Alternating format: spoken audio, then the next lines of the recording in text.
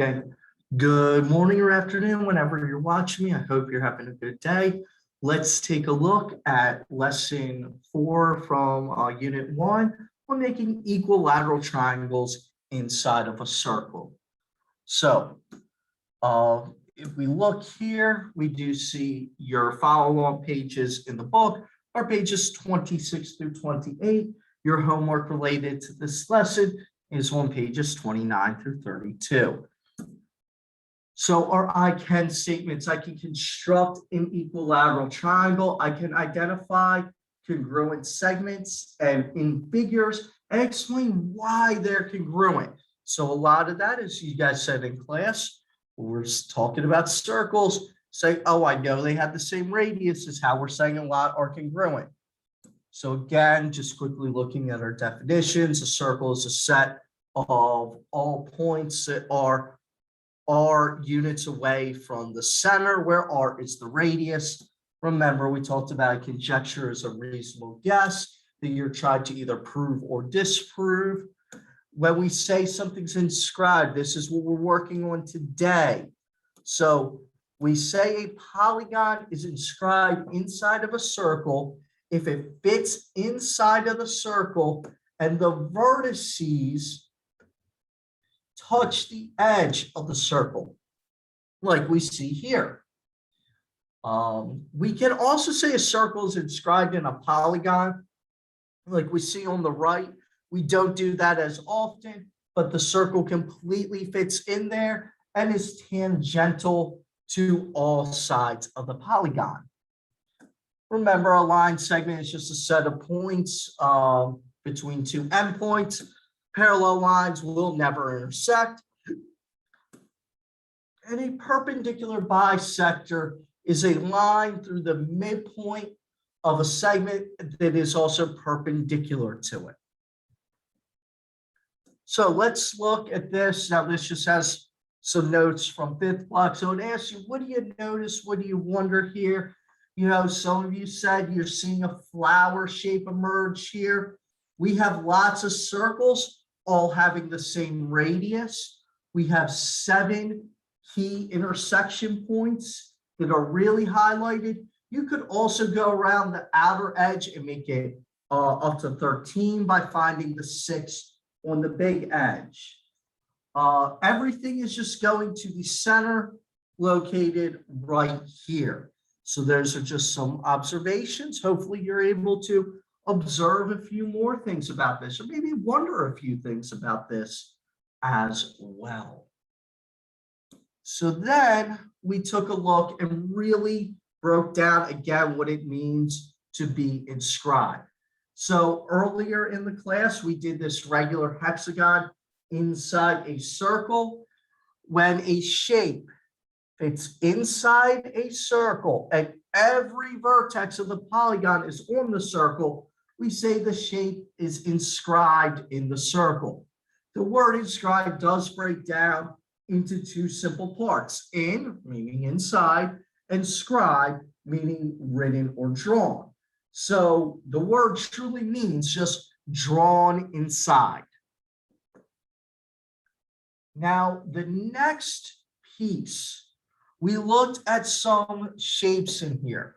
Now, I'm going to erase some of the very lovely shapes we had from one of our classes and just redraw a lot of them and talk about each. So one of the first shapes that most students came out with was this regular hexagon. We know this is a regular hexagon because all sides are equal and all angles are equal.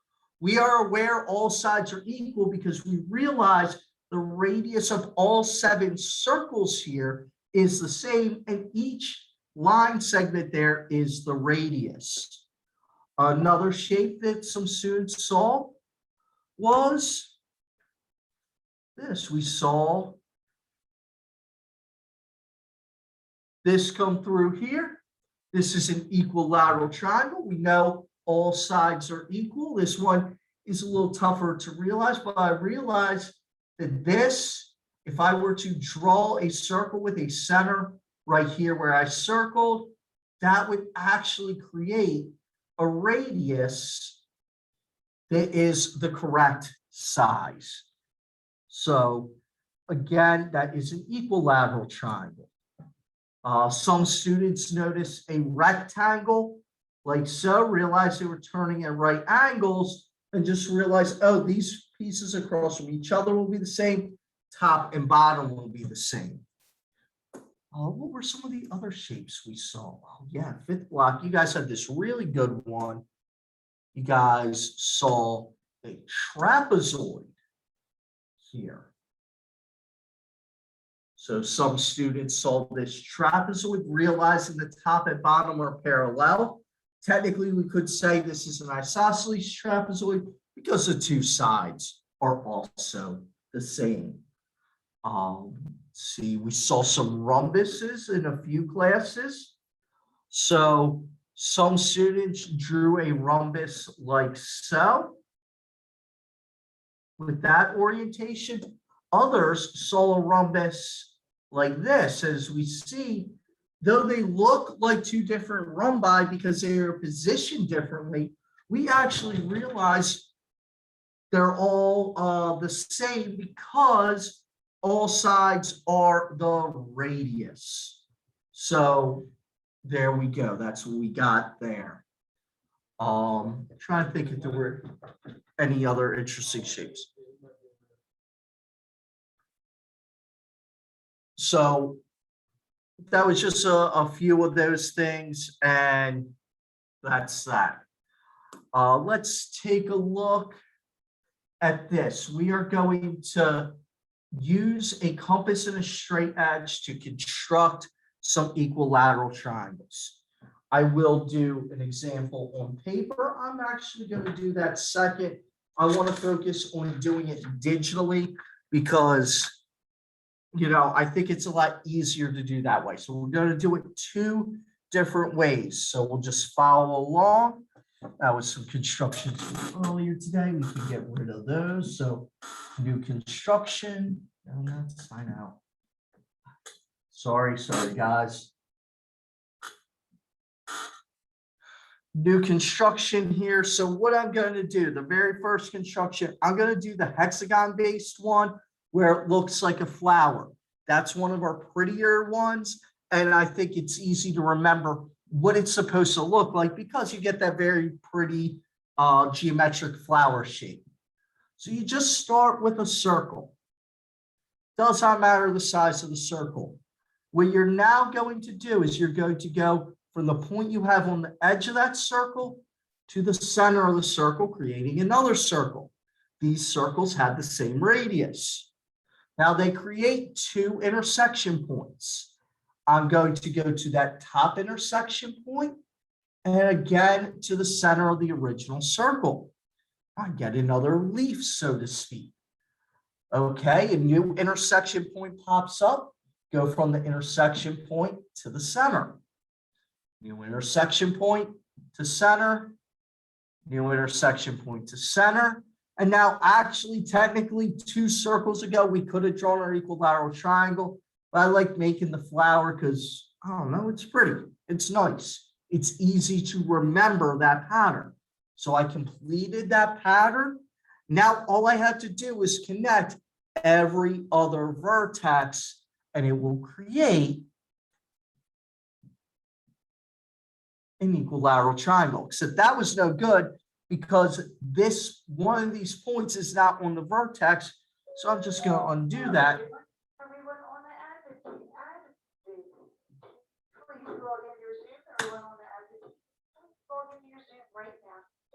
So I can create this equilateral triangle here. If I select this triangle, will it let me do stuff with? Okay, I can label the sides if I wish. When I label all three of these sides, we will indeed see that all sides are of equal length here. So remember, we just started with a singular circle and then just slowly went around the edge. Now, the other way we're going to construct an inscribed equilateral triangle is using less circles. So this is better for you guys when you're using the pen and paper compass, and that's the construction I'm going to show on that and on here. So it actually starts out exactly the same. So you draw your first circle, go from the edge of that circle to the center. And then what we're going to do now is draw this line segment connecting those two intersection points. I'll label those points A and B. So let's go ahead and turn on those labels. Label A and label B. Okay. Now what we can realize here is that this AB looks like the right side of this equilateral triangle. So what we're going to do is actually set the compass to the length of AB. In doing so, that will create a radius that is the appropriate length for each of the sides. So I'm going to go B to A, there's one circle, and then A to B, there's the other circle. We notice they both conveniently cross right here on the circle. We can call that point C. So now we almost see a triangle with the green arcs, but remember, for it to be a triangle, I need straight lines. So I'm going to just use the segment tool, connect C to B, connect C to A, and we should see that triangle ABC is an equilateral triangle. So let's label them and just see. So side AB has a length of 2.73. A to C is 2.73 as well. And when we click B to C, again, you see 2.73. So we get that these are equilateral triangles, no matter how you do it. So let's stop sharing the screen for a moment and come down here to doing a construction by hand. I know this is a little trickier. Again, I do just want to emphasize how we do that. Come on, stop share. There we go. So the first thing you're going to want to do is just create a circle. So I'm going to put a point that's the center of that circle, and I'm just going to spin this around. So remember I said if we go like this, notice where my hand is. It's not on the top. It's right over here. That we get less movement. Some people, whoop, mine moved on me, and it happens. Some people found out, whoop, got an issue there, need to fix that. Some people like spinning the paper around, just as long as it's not too, just as long as you have the room. I'm running out of room to do that, so I'm just gonna have to course correct and go back to this way.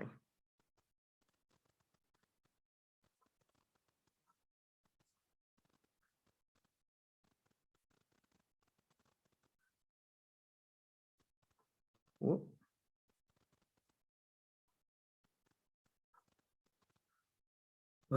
So again, we do see there are flaws with this, but that's pretty good.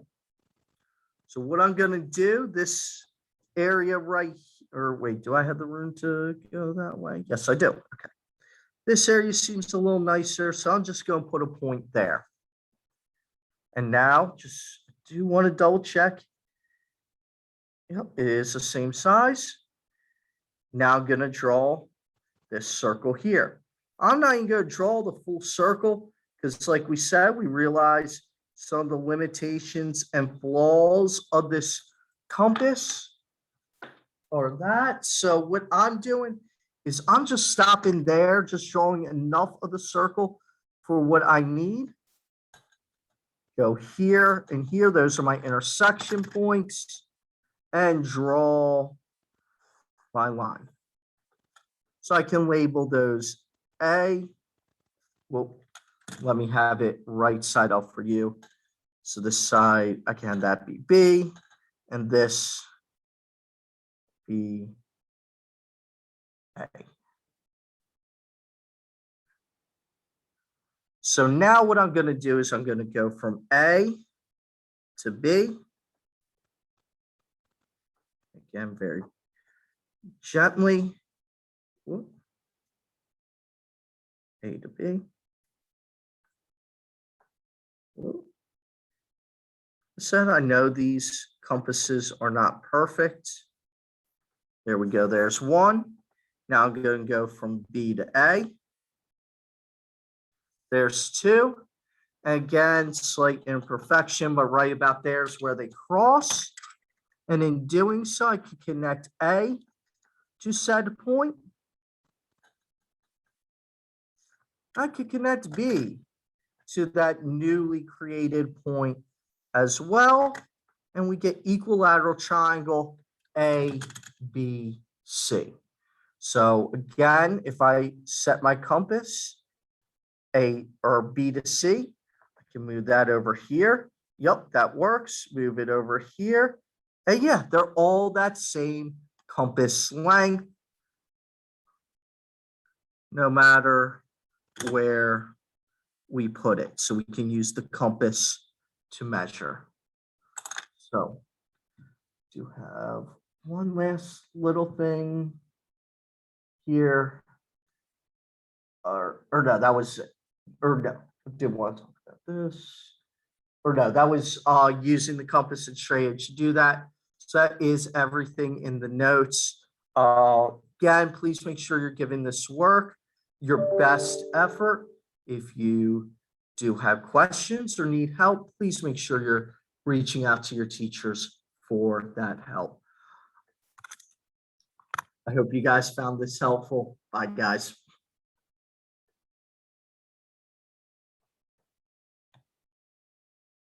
Oh, come on. Sorry about this little extra bit on the end.